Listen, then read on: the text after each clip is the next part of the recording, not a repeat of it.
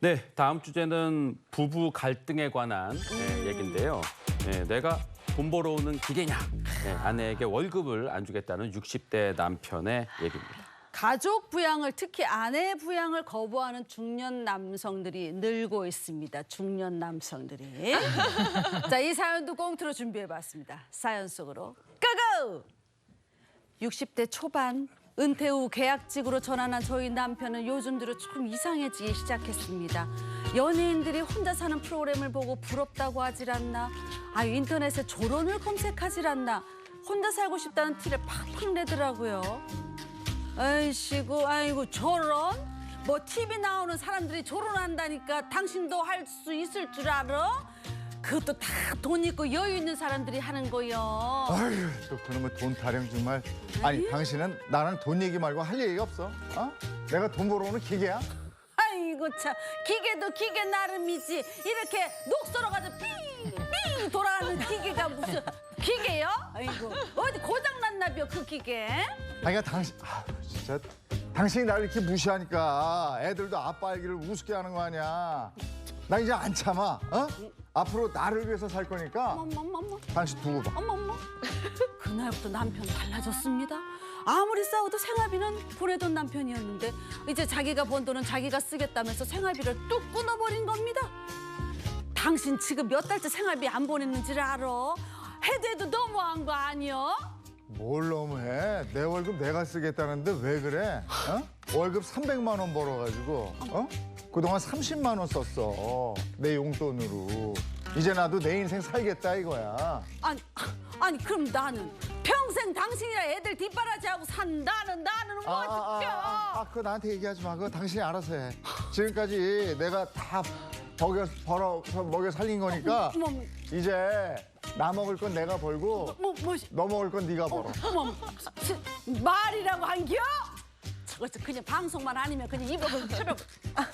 애들도 다 키웠으니 이젠 결혼하고 자기가 번 돈은 자기가 쓰겠다는 남편. 평생 전업주부로 살아온 저는 어떻게 살라는 건지 정말 너무합니다. 남편의 일방적인 조론 선언을 이대로 따라야 하는 걸까요? 야, 이거 진짜 충격입니다. 이거다. 내가 평생 먹여 살렸으니까 앞으로 나 먹을 건 내가 벌고 네가 먹을 건 네가 네네. 벌어라 이건데 혹시 보시면서 이거 우리 집 얘기 아니야 하시는 분도 맞아요. 있을까 봐 좀 걱정되기도 합니다. 이거 어떻게 된 사연일까요? 네, 30년간 홀로 벌어온 외벌이 남편에게 일방적으로 조론 선언을 받은 아내 A씨 사연인데요. 남편은 아무리 부부 사이가 나쁠 때도 그 생활비만큼은 끊이지 않았는데 그러다가 60대가 되자 왜 나만 힘들게 돈 벌어서 희생을 해야 되느냐. 당신도 필요한 돈은 당신이 벌어서 써라. 라면서 이제 갑자기 월급을 혼자서 쓰기 시작했다고 합니다.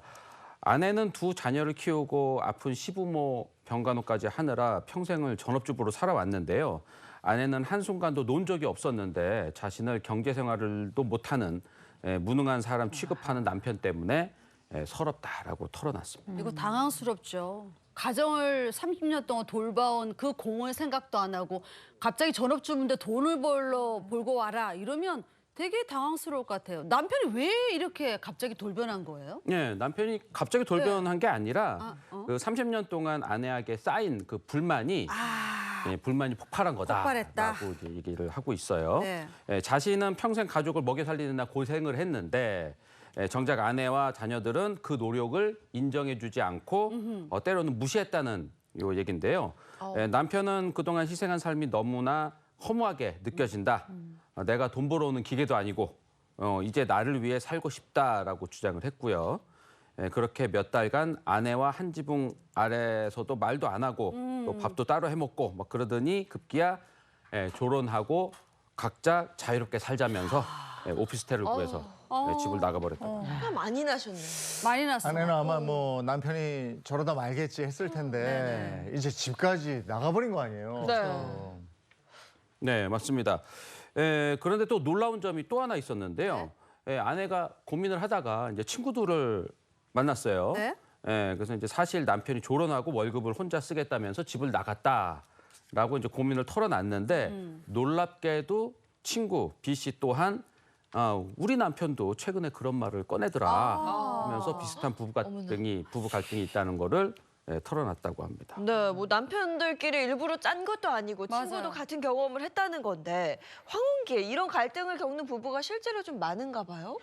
왜 그런지 모르겠는데 요즘 훨씬 많이 들었어요. 이상할 정도로. 남편들이 마치 모여가지고 무슨 함께 걸기 대회를 한 게 아닌가 네. 이런 생각이 들 정도인데 아마 사정이 내 안쪽으로 뭔가가 있긴 있었겠지만 분명한 건 생활비 주지 않고 이른바 우리가 말하는 부양 거부 환경을 스스로 만들고 내가 이거를 더 이상 부양을 하지 않겠다 이렇게 선언하시는 분들이 좀 계신데 제가 볼 때 몇 가지 이유는 있는 것 같아요. 이를테면 남성들 중에 평생에 걸쳐서 거부당하거나 무시당한 이런 것들을 내가 이제 늙어서 갑작스럽게 내 삶을 돌아보니까 너무 억울한 거죠. 그렇죠. 그래서 이런 부분에 대해서 멈추겠다라고 선언하시는 분들이 계시고 또 한 가지는 마치 여인들이 아이들 다 키워놓고 내 스스로의 삶을 꿈꾸는 것처럼 남성들도 이제 자녀 양육의 의무가 끝났다고 생각하는 거죠. 그래서 부양 자체에 대해서 의무감에서 굉장히 많이 벗어난 이런 차원에서 일어난 일일 수도 있고요. 또 한 가지는 아내가 평생 나에 대해서 아주 적대적이거나 거부한 경우가 있다면 아내가 가장 고통스러워할 게 뭘까? 또 아내가 나에게 가장 복종할 주제가 뭔가? 그쵸. 이게 돈이라고 생각하는 거죠. 아. 이런 경우가 있는 거고 또 한 가지는 평생 수전노였던 남자들이 있어요. 근데 이런 수전노처럼 정말 인색하게 굴던 남성들이 아예 나이 들어서는 저 인색한 정도가 더 강해지는 그래서 생활비를 지급하지 않게 되는 이런 양상들도 있는데 이제 사실 이게 우리가 전업주부들의 이 가사노동을 법적으로 인정을 하잖아요. 네. 근데 이 상황에 나이 들어서 갑작스럽게 예상치 못하게 나 당신에게 이런 돈 지급할 수 없다 이렇게 네. 이야기 나온다면 여성들은 이제 늙음하게 어떻게 할 거예요. 거기다 이게 왜 여성의 무능감을 건드리기 때문에 경제적 자존감을 한층 낮추게 됩니다. 그래서 저는 이런 상황이 될 때 특별히 생활비를 안 주겠다라고 선언하는 부부들 중에 회복되는 부부들 잘 못 봤어요. 이게 쉽지가 않더라고요. 이게 이 불을 팍 당기는 게 있을 것 같아요. 이 그렇겠죠. 월급이라는 것이 네. 생활할 만큼 줘요. 그러니까 더 막 이렇게 버는 사람도 있겠지만, 그러니까 다 같이 쪼들리고 30년을 산 거야. 맞아요. 네, 그렇죠. 근데 남편한테 당신 뭐 얼마나 벌어다 줬다고라는 말이 이렇게 확 찌른다고. 그러면 그래? 알았어. 이 돈이면 나 혼자 살면은 나는 넉넉해. 그럴 수 있겠네. 너네 해봐 한번. 이런 오기가 생기게끔 만들 수 있거든요. 아마 그럴 것도 같아요. 내가 뭐 남편을 두둔하는 건 아니고 저도 남자의 입장이니까 맞아, 맞아. 한번 얘기를 해보자면 남편의 심정이 아마 그랬을 것 같다는 거고. 그렇다면 이거는 이제 법적으로 어떻게 해요? 남편이 갑자기 졸혼을 선언해 버렸다. 이거 어떻게 해야 됩니까? 네, 결혼을 졸업했다라는 의미의 졸혼이라는 단어는 사실 뭐 매체나 사회적으로 요즘 많이 쓰이고 있긴 하지만 네. 법적인 용어는 아닙니다. 민법은 이혼했냐? 결혼했냐 이렇게만 따지지 졸혼은 그 중간 단계는 없거든요. 그래서 부부간에 졸혼에 합의를 했더라도 결국은 혼인 상태다라고 보시면 되고요. 졸업을 한 부부도 민법이 부부 공동생활의 의무로 규정한 동거 의무, 부양 의무, 협조 의무, 정조 의무를 모두 지킬 의무가 있습니다.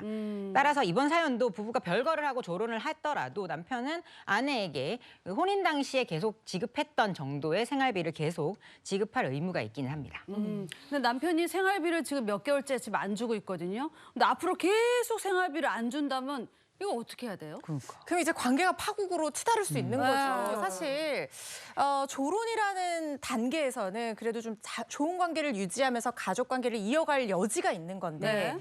결국에는 이렇게 부양 의무를 저버리고 생활비를 주지 않는다고 하면 갈등이 심화되고 또 이것이 부부간의 어떤 부양 의무를 규정한 내용에 위반되는 부분이 있기 때문에 이혼 사유가 돼서 정말 이혼이라는 파국적인 그러니까 황혼 이혼으로 치닫게 될 가능성이 있는 거거든요.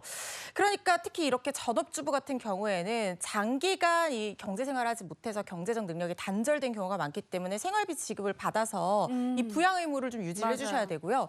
설령 우리 법원에서는 이혼 소송 도중이라고 하더라도 이렇게 생활비를 주지 않으면 안 된다라고 보고 있어요. 네. 그래서 이혼 소송이 장기화된다고 하면 생활비 지급에 대한 사전처분도 신청해서 또 생활비를 지급받을 수 있는 그런 방법들이 있습니다. 어쨌든 이런 조론이 결국에는 이혼으로 이어지지 않고 서로 더 건강한 관계로 나아가는 단계가 될 가능성도 부분도 당연히 있는 것이거든요. 부부간의 충분한 대화를 통해서 타협점을 찾고 조론해서 서로를 어떻게 돌볼 것인지에 대해서 협의가 좀 되고 그걸 지켜주시는 것이 결국에는 이혼까지 가는 것을 막는 방법이 아닐까 하는 생각이 맞아요. 드네요. 황혼 이혼이 는다 뭐 이런 얘기 많이 들었는데 황혼 이혼 사유의 네. 압도적인 이유가 성격 차이라고 그래요. 맞아요. 성격 차이. 근데 우리는 다 알잖아요. 그 부부 사이에서 벌어지는 미묘한 그 뭔가 수많은 것들을 네. 그냥 단순히 성격 차이다라고만 표현할 수는 없을 것 같아요. 실무적으로 보면 어떤가요? 네, 부부가 이혼을 하는 이유는 뭐 100상이 있으면 100가지 이유가 당연히 네. 있겠죠. 그렇지만 공통적으로 하시는 말씀이 그 배우자가 한 어떤 한마디 말이 내 마음의 비수가 되어서 맞아요. 그래요. 라는 말씀을 네. 많이 하십니다. 아내와 남편별로 이혼을 부르는 말 대표적으로 몇 가지를 꼽아볼 수가 있는데요. 네. 우선 아내의 입장에서 대부분 싫어하는 그 남편들의 말이 있습니다. 네. 첫 번째는 너는 그동안 내가 번 돈은 어떡하고 지금 이 정도만 나오는지 그 돈 아, 네. 심지어 다른 여자들은 남는 시간에 재테크해서 재산을 비교까지예요. 비교까지. 이렇게 남의 아내와 별로네. 비교하는 말까지 네. 비교. 하곤 합니다. 두 번째는 아내가 뭐 부부 친목 모임, 특히 남편들의 뭐 친구나 동료들 모임에 나가서 뭐 분위기 맞추느라고 웃으면서 잘 이야기도 나누고 돌아왔는데 네. 남편이 갑자기 너는 왜 다른 남자한테 웃으면서 실실 띠부리고 그러냐 이렇게 핀잔을 주는 말을 한다는 겁니다. 뭐 아직도 사랑하는 모양이네. 아내는 일이에요? 네. 아내는 뭐 남편의 체면을 생각해서 그 친목 모임에 굳이 가고 싶지도 않았는데도 따라 나가서 분위기 맞춰서 분위기 좋게 해서 이렇게 우리 남편 띄워주고 이러려고 한 건데 자기가 막상 그렇게 하고 오니까 아내를 비난하는 겁니다. 그래서 이런 서운한 말들이 상처가 돼서 맞아. 골무면 끝내 이혼에 이르게 되는 경우도 많다는 것도 기억하시기 바랍니다. 아니 제가 말씀드리면서 상담 현장이나 변호사들이 만나는 그 현장이나 제가 볼 때는 똑같습니다. 그래. 똑같은데 정말 조세영 변호사님 말씀 들으면서 야 여인들이 화나는 이유 들으면 들을수록 지금도 저도 잠깐씩 화가 불쑥불쑥 올라오는데 여자들만 그런 게 아니라 남성들도 헤어질 결심을 하게 된 이유가 현장에 분명히 있겠죠. 그럼요. 네. 남자들은 왜 여자들은 사랑해주는 사람을 위해서 목숨을 걸고 남자들은 자기를 알아주는 사람을 위해서 목숨을 맞아요. 건다고 하잖아요. 네. 반대로 보면 이 알아주지 못하는 존재 자체를 무시하는 말을 굉장히 상처를 많이 받는다고 해요. 예를 들어서 돈도 못 버는 주제에 무능력해가지고 뭐 이런 말을 한다거나 쥐꼬리. 중요할 때 힘도 못 쓰는 주제에 안 돼, 안 돼. 아니면 시아버지가 외도를 했는데 닮은 거 아니야? 유전자 아니야? 막 이런 식으로 그러냐. 그렇게 얘기를 하면 아버지의 외도에 상처받은 남편이 아내에게 한 번 더 아이고, 상처를 안 받게 되지. 되는 거거든요. 네. 이런 나쁜 말들이 쌓이면 사실 조론이나 뭐 이혼까지 이어지는 경우들이 많고 정말 말을 예쁘게 한다는 그래요. 것은 혼인생활뿐만 아니라 사랑관계에서 정말 중요한 부분인 것 같아요. 진짜 뭐 다 아는 속담이지만 말 한마디에 천냥빚을 갚는다고 하잖아요. 예쁜 말, 고운 말로 이 관계를 잘 유지하시는 것이 좋을 것 같다는 생각 드네요. 하여간 부부싸움을 할 때도 남편한테 해서는 안 될 말 첫 번째가 네가 나한테 해준 게 뭐 있어. 이거 아무것도 허탈해지는 거거든요. 그렇죠. 그리고 또 하나 아빠도 우리하고 같이 가는 거야? 어머 태호가 그랬어요? 아니 이런 얘기가 나와요. 아빠도 그건 우리하고 아니야. 같이 가? 아빠는 따로 있고 가족, 우린 따로 있어. 아, 말도 안 돼. 이러니까 되지. 황혼의 아빠가 그래? 맞아. 어차피 혼자네. 안 돼. 난 내가 번 돈 내가 혼자 쓰고 나 나가서 살아야지. 이래 버릴 수 있거든요. 그러니까 우리 속에 넣어주시기 바랍니다. 당연히죠. 자 오늘 그 법이 알고 싶다 여기까지 하겠습니다. 고맙습니다. 고맙습니다.